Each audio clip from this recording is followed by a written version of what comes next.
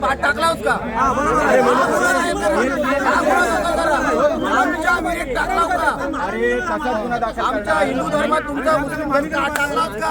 आता मला पोलादपूर काय मागवशी आलो काय बोलला आणि आमच्याकडे व्हिडिओ आहे त्यात तो बोलला की मी वीज टाकलाय 7 गावांच्यात वीज टाकलाय. अलिबाग तालुका एका भयंकर घटनेनं हादरलाय.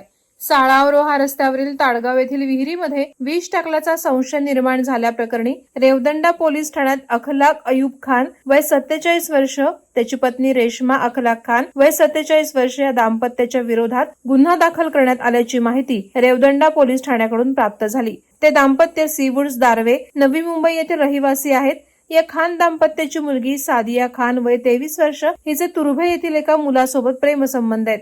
मुलाशी लग्न करून देण्यास खान पती पत्नीचा विरोध आहे. आई वडील आपल्याला पसंत असलेल्या मुलाबरोबर लग्न लावून देत नसल्याने सादियानं टोकाचं पाऊल उचललं होतं. त्यानंतर अखलाक खान याने कल्याण येथील मांत्रिकाकडे धाव घेतली. मुलीचे प्रेमसंबंध तोडून टाकण्यासाठी मांत्रिकानं अखलाक खान यांना 21 विटा घेऊन त्यावर अल्लाचं नाम लिहून मंत्रतंत्र करून दिले. ते अलिबाग परिसरातील 21 विहिरीत टाकण्यास सांगितले. त्यावरून अखलाक खान यानं काही विटा नेरुळ, नवी मुंबई येथील विहिरीत टाकल्या होत्या. मात्र खान दाम्पत्य मेहुणीच्या लग्नासाठी मुरुड चोरडे येथे आले होते.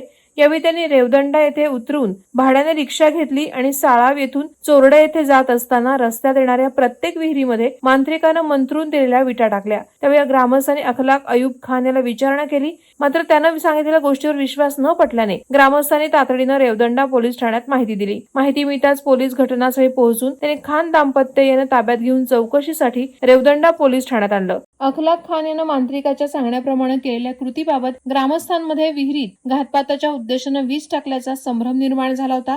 त्यानंतर ताडगाव परिसरातील शेकडो ग्रामस्थांनी रेवदंडा पोलीस ठाण्याबाहेर एकत्र जमून एकच कोलाहल केला.